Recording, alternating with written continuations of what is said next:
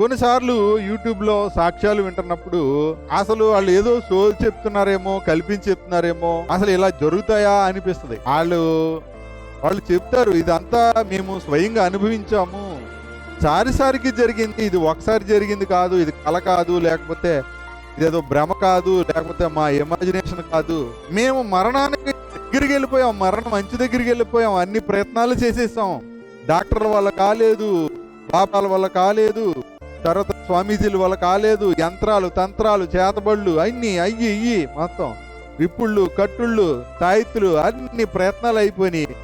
ఇక డాక్టర్లు కూడా చచ్చిపోతాడు, తీసుకెళ్ళిపోమని చెప్పారు. అప్పుడు లాస్ట్లో ఇక దిక్కు దివాళ లేక ఫైనల్ గా ఏమైతే యేసు ప్రభు నమ్ముకొని నీ పాపాలు ఒప్పుకోమని చెప్పారు. ఒప్పుకుంటే నమ్ముకుంటే బ్రతుకుతామా అని అడిగాము. ఆయనే బ్రతికించేవాడని చెప్పారు. ఆయన మాటలు మాకు విశ్వాసం కలిగించాయి.